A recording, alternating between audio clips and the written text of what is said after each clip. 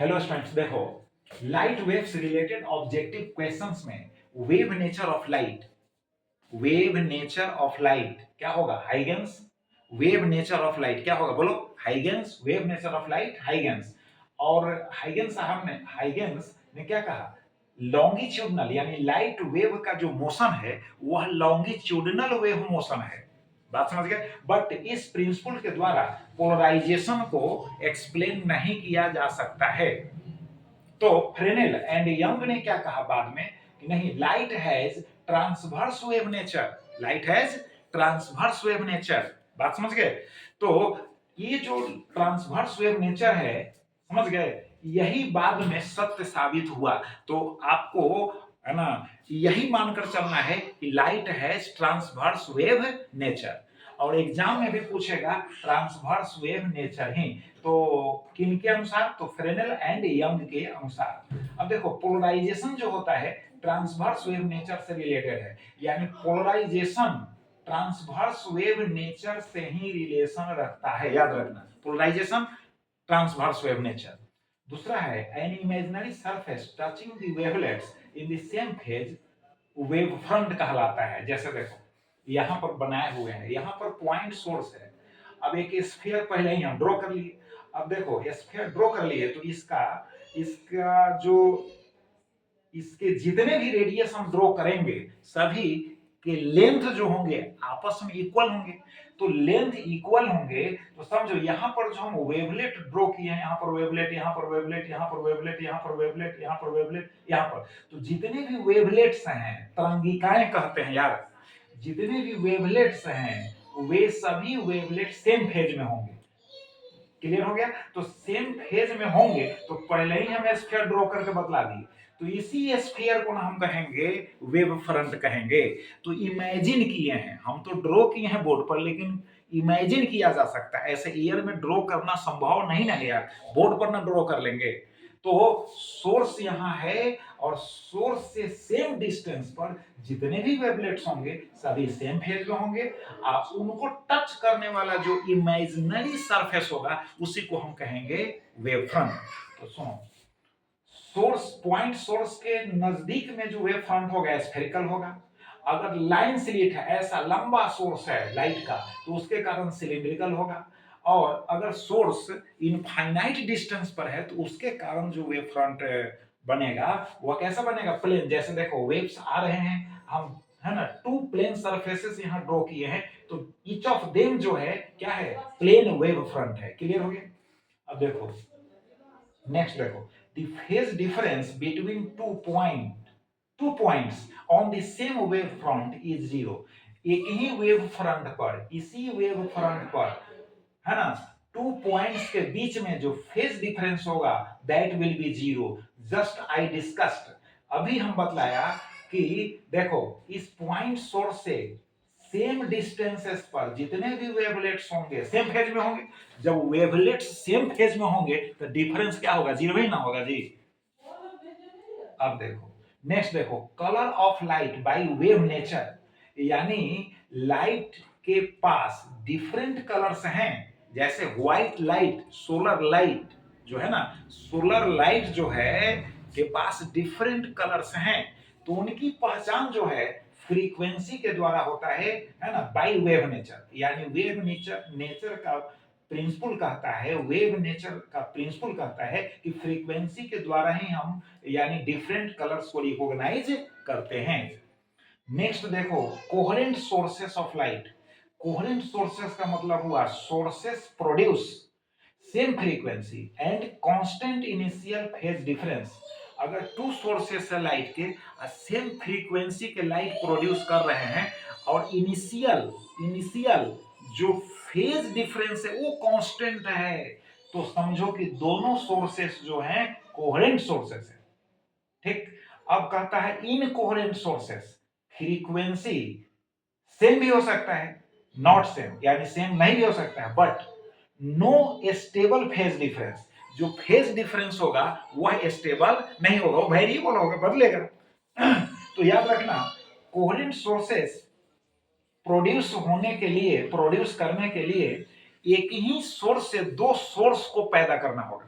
एक सोर्स से, है ना, दो सोर्स को पैदा करना होगा, और उन दोनों सोर्सेस से जो लाइट वेव्स फर्दर प्रोड्यूस होंगे, समझ गए, सेम फ्रीक्वेंसी के लाइट वेव्स होंगे। Clear? And initial constant phase difference भी होगा। क्लियर हो गया? ऐसा नहीं अलग अलग सोर्सेस लेंगे, अगर नेचुरली अलग अलग सोर्सेस लेंगे तो उनको हम कहेंगे भाई इनकोहेरेंट सोर्सेस कहेंगे, क्योंकि सेम फ्रीक्वेंसी के लाइट वेव्स प्रोड्यूस नहीं करेंगे। अगर कर भी देंगे तो कांस्टेंट फेज डिफरेंस नहीं होगा, यह भी याद रखना है। अगर सेम फ्रीक्वेंसी के लाइट वेव्स प्रोड्यूस कर भी दिए, है ना, तो कांस्टेंट फेज डिफरेंस नहीं होगा, गारंटी है। तो वैसे सोर्सेस को कहेंगे इनकोहेरेंट सोर्सेस। अब देखो इंटरफेरेंस, देखो इंटरफेरेंस का मतलब है redistribution of energy due to superposition of light waves. Redistribution of energy, है ना, energy due to superposition of light waves. तो सुपरपोजिशन ऑफ लाइट वेव्स का मतलब पहले समझ लो, मतलब what is the principle of superposition of light waves. तो just I am going to discuss about this thing that when two light waves when two light waves are traveling in the same direction in a medium, then they are superimposed, यानी मिलना, अध्यारोपित होना, मतलब मिलना ही हुआ यार, बात समझ गए। After superposition the resultant intensity is maximum at a place or minimum. This phenomenon is called क्या कहलाएगा? This phenomenon is called interference। यानी टू लाइट वेव्स जब किसी मीडियम में एक ही डायरेक्शन में चलते हैं, ट्रेवल करते हैं, आपस में मिलते हैं, तो मिलने को तो सुपरपोजिशन कह दिए, लेकिन मिलने के बाद रिजल्टेंट जो इंटेंसिटी होता है यानी एनर्जी, बात समझ गए, किसी प्लेस पर मैक्सिमम होता है और नहीं तो मिनिमम होता है। तो इसका मतलब हुआ कि एनर्जी जो रिजल्टेंट है उसका रीडिस्ट्रीब्यूशन होता है, पुनः वितरण होता है, नहीं तो इसी रीडिस्ट्रीब्यूशन को ही हम कहते हैं इंटरफेरेंस। इसको हिंदी में व्यतिकरण कहते हैं। अब देखो नेक्स्ट है relation between phase difference and path difference. तो डेल्टा फाई याद रखना, ऐसे ऑब्जेक्टिव क्वेश्चन में पूछता है delta phi is equal to 2 pi by lambda into delta P, नहीं तो simply phi is equal to 2 pi by lambda into X भी, है ना, लिखा हुआ रहेगा।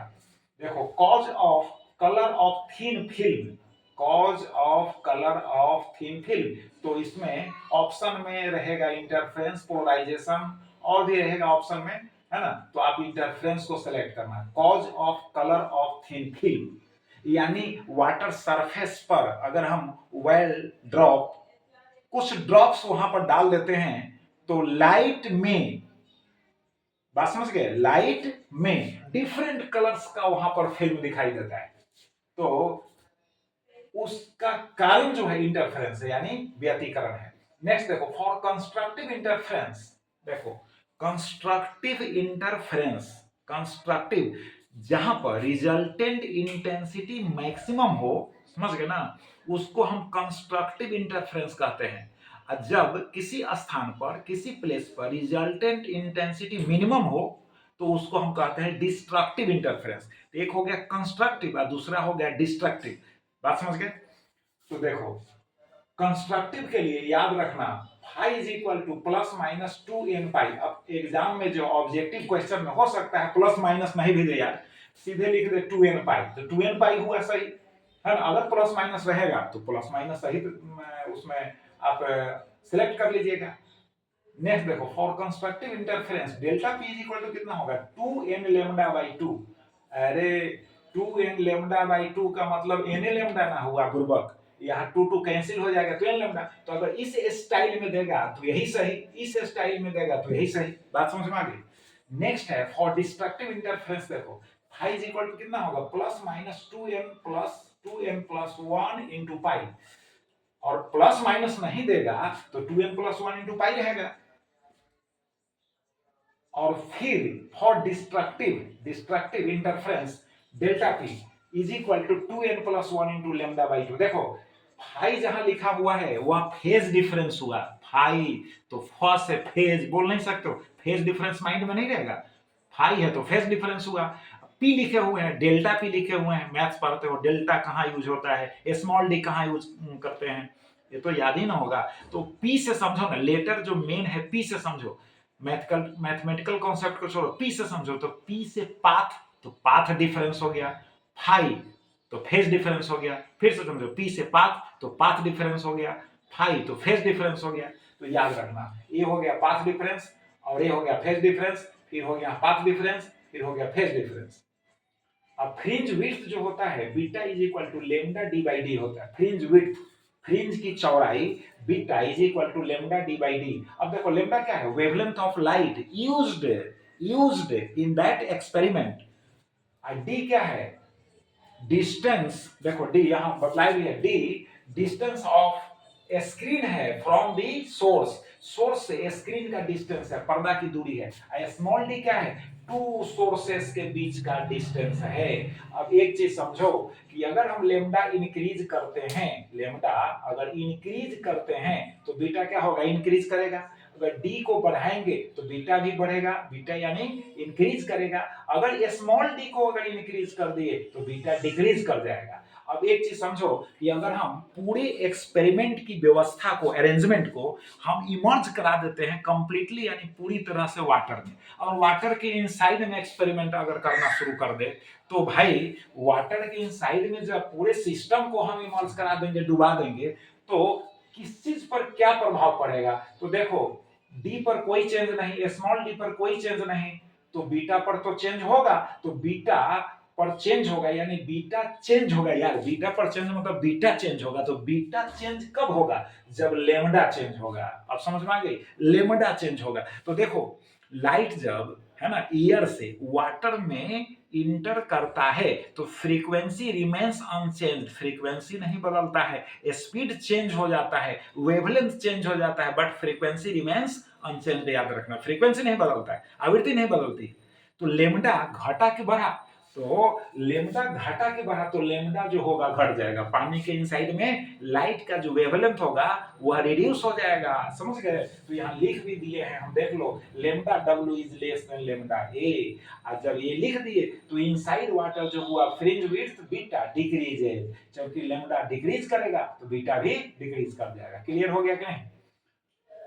अब देखो इंटरफेरेंस जब फ्रिंज बनता है उसमें मैक्सिमम इंटेंसिटी है ना, अब मिनिमम इंटेंसिटी का रेशियो बतलाया है। तो maximum intensity by minimum intensity is equal to A by B plus 1 का होल स्क्वायर है, और नीचे है, नीचे बटा by A by B minus 1 का होल स्क्वायर है। अब कहोगे ए क्या है, बी क्या है, एम्पलीट्यूड है, अलग अलग जो वेव है, समझ गए, पार्टिकुलर अलग अलग, तो प्रत्येक का एम्पलीट्यूड है, एक का ए और दूसरे का बी। क्लियर हो गया, ए और बी याद रखना होगा। अब उसी को हम इंटेंसिटीज के रूप में यहां एक्सप्रेस करते हैं। देखो I1 by I2, I1 by I2, I1 एक का इंटेंसिटी है और यहां पर I2 मिस्टेक से लिखा गया है, I1 I2 होगा। तो I1 एक वेव का इंटेंसिटी है, I2 दूसरे वेव का इंटेंसिटी है। तो इस फॉर्म में लिखा हुआ I1 by I2 plus 1 under root है, इसका स्क्वायर है, डिवाइडेड बाई फिर I1 by I2 minus 1 under root है, और तब इसका स्क्वायर है। बात समझ गए। तो यह भी फॉर्मूला करेक्ट, यह भी फॉर्मूला करेक्ट, जो फॉर्मूला देगा आप सिलेक्ट कर लीजिएगा। लेकिन एक बात याद रखना कि टू लाइट वेव्स जब मिलते हैं यार, तो रिजल्टेंट जो इंटेंसिटी होगा लाइट वेव का, उसका क्या फॉर्मूला होगा। तो I R is equal to I1 plus I2 plus, यहां लिख दिए हैं प्लस, यहां प्लस लिखा हुआ है, उसके बाद है यहां two root over I1 I2 cos phi, यानी cos फाइव बाहर है अंडर रूट के सिंबल से। क्लियर हो गया। अब फाइव जो है फेज डिफरेंस है, समझ गए, फेज डिफरेंस है, वह चेंज होगा, कंस्ट्रक्टिव के लिए कुछ और होगा और डिस्ट्रक्टिव के लिए कुछ और होगा, वो सब मेंशन हम कर दिए। अब देखो, अब एक मोस्ट इंपॉर्टेंट है ना क्वेश्चन का फॉर्म यहां है कि if I1 is equal to I, एक लाइट वेव का इंटेंसिटी को हम I1 लिख रहे हैं, तो I1 का वैल्यू कितना दिया हुआ I हो, एंड I2 का वैल्यू 4I हो, then I max and I minima बराबर व्हाट, यानी क्या होगा। तो देखो I max पहले निकालना है, तो I1 plus I2 plus 2 root over I1 I2 याद रखना, यानी जब मैक्सिमम वैल्यू निकालना हो इंटेंसिटी का cos फाई का वैल्यू 1 कर लो, बात समझ गए। और जब मिनिमम निकालना हो तो -1 कर लो, इसको रट लो यार। cos फाई का मान +1 अब नाम भी है +1 तो बड़ा हो गया -1 है ना, तो क्या हो गया मिनिमम हो गया, तो +1 बोलने में भी लगता है +1 बोलने में भी लगता है -1, अब समझ में आ गया। तो देखो ये प्लस कर लोगे, अब यहाँ I1 के जगह पर I रख दो, I2 के जगह पर 4I रख दो, है ना, तो अंदर में भी हो जाएगा I इंटू 4I हो गया। अब इसको सॉल्व किए 4I प्लस I कितना हो गया 5I हो गया। यहाँ 4 का स्क्वायर रूट कितना होगा 2, अब बाहर में भी 2 है तो 2 2 जा 4 हो गया, 2 दूना 4 हो गया, I स्क्वायर का स्क्वायर रूट हो गया I, तो 4I प्लस 5I 9I हो गया कि नहीं। तो मैक्सिमम जो इंटेंसिटी हुआ वह 9I के बराबर हुआ। मिनिमम कितना होगा, तो I प्लस 4I कर देंगे, I1 के जगह पर I और I2 के जगह पर 4I माइनस हो गया। माइनस याद रखना यार, है ना, माइनस याद रखना कब, मिनिमम इंटेंसिटी के लिए। फिर इसको सॉल्व करेंगे तो आ गया I, तो मैक्सिमम इंटेंसिटी हो गया 9I और मिनिमम हो गया I। अब कहेगा कि रेशियो बताओ, तो डिवाइड नहीं कर सकता है, 9I अब बाई हो जाएगा I, तो I कैंसिल, तो 9:1 नहीं हो जाएगा। अरे मैक्सिमम इंटेंसिटी है ना, मिनिमम इंटेंसिटी का रेशियो अनुपात कहेगा इनमें से कौन है ना, सिलेक्ट करने के लिए कहेगा विच वन इज करेक्ट, बात समझ गए ना, इन गिवन ऑप्शंस तो सिलेक्ट कर लोगे। अब देखो फ्रिंज विल शिफ्ट अप, अब फ्रिंज ऊपर जा रहा है, अरे ऊपर कहां जा रहा है, देखो यहाँ नीचे रहो, देखो यहाँ सोर्स है S1, यहाँ सोर्स है S2, ठीक है, ये स्क्रीन है, पर्दा है। अब देखो यहाँ पर बता रहे हैं कि कोई ना कोई जो है यहाँ पर फ्रिंज फाइंड आउट तो होगा, बात समझ गए, चाहे ब्राइट हो चाहे डार्क हो, पढ़ा ना, ब्राइट हो चाहे डार्क हो। फिर इस पॉइंट पर तो कैसे, तो समझो, यहां पर समझ लो पहले, यहाँ स्क्रीन है, सोर्स यहाँ S1 है S2 है, तो इस पॉइंट पर जो फ्रिंज बनेगा या तो ब्राइट होगा नहीं तो डार्क होगा, लेकिन वैसा यहाँ नहीं समझना है। यहाँ पर क्या हाल है कि समझो, ये तो सेंट्रल मैक्सिमा हो गया, यहाँ सोर्स है यहाँ सोर्स है, तो यहाँ इसके सामने पर्दा पर स्क्रीन पर सेंट्रल मैक्सिमा होगा, देख लो सेंट्रल मैक्सिमा यहाँ होगा। अब हम क्या कर रहे हैं कि देखो, अब यहाँ जो देख रहे हो ये लाइट वेव जा रहा है, इसके रास्ते में एक प्लेट डाल दिए जिसका रिफ्रैक्टिव इंडेक्स हो गया म्यू, जिसका रिफ्रैक्टिव इंडेक्स क्या हो गया म्यू, और इसका थिकनेस हो गया मान लो स्मॉल टी, थिकनेस कितना हो गया स्मॉल टी हो गया, ठीक, और रिफ्रैक्टिव इंडेक्स म्यू, समझ गए। पहले हम समझा दिए हैं कि भाई यहाँ जो हाल है वही हाल समझो, पहले देखो इसको ओ डैश मत समझो, इसको पी समझो, यहाँ सोर्स है यहाँ सोर्स है, तो दोनों सोर्स से लाइट वेव चलेंगे, सुपरपोज होंगे, तो यहाँ पर ब्राइट फ्रिंज बनेगा नहीं तो डार्क फ्रिंज बनेगा, ठीक, इतना तो समझ में आ रहा है जो पहले वहां दिखाए, ठीक। अब है ना, अब उस बात को छोड़ो, अब दूसरी बात को हम यहाँ पर ला रहे हैं, देखो सेंट्रल मैक्सिमा वो है, ठीक, अब यहाँ से लाइट वेव जा रहा है, यहाँ से भी लाइट वेव जा रहा है, ठीक है, तो आपस में तो मिलेगा। तो देखो यहाँ इस पाथ में एक हम ट्रांसपेरेंट मटेरियल को डाले हैं, है ना, जिसका रिफ्रैक्टिव इंडेक्स जो है म्यू है और थिकनेस टी है, तो अब होगा क्या कि फ्रिंज जो है क्वेश्चन में पूछेगा फ्रिंज किधर शिफ्ट करेगा, अप और डाउन, आप तो ऊपर वाले पोर्शन में डाले, ऊपर वाले लाइट वेव में डाले हैं, समझ में आ रही है ना, S1 सोर्स से जो लाइट वेव निकल रहा है उसके पाथ में आप डाल दिए हैं, तो जिधर डालिएगा आप, है ना, ट्रांसपेरेंट मटेरियल को, फ्रिंज जो होगा उधर ही शिफ्ट करेगा, याद रखना फ्रिंज उधर ही शिफ्ट करेगा, जिधर ले जाओगे उधर ही जाएगा, समझ गए, जिधर जाओगे उधर ही जाएगा। पढ़ा होगा हिंदी में कविता, हवा हूं हवा में बसंती हवा हूं, जिधर जाती हूँ जिधर भागती हूँ, जिधर जाती हूँ जिधर भागती हूँ, समझ गए। तो चलो एक प्लेट ऊपर वाले में डाले तो यहाँ जो सेंट्रल मैक्सिमा है उसमें डिस्प्लेसमेंट हो जाएगा, वो नया पोजीशन ले लेगा, कहाँ ओ डैश पर हो जाएगा, यानी फ्रिंज है ना जो शिफ्ट करेगा अपवर्ड में शिफ्ट करेगा। अगर हम इस पोर्शन में डालते, नीचे वाले में अगर डाल देते, समझे ना, तो फिर शिफ्ट करता है नीचे, ऊपर तो ऊपर और नीचे तो नीचे, बात समझ गए।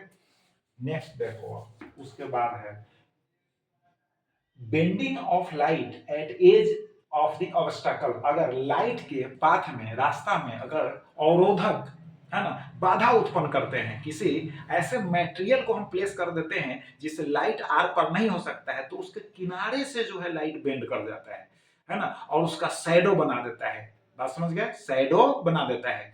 तो ये जो बेंडिंग होता है लाइट का, उसको हम कहते हैं, उस घटना को, उस फेनोमेनन को क्या कहते हैं, डिफ्रैक्शन। याद रखिएगा, बेंडिंग ऑफ लाइट है ना, क्या हो जाएगा, डिफ्रैक्शन, विवर्तन।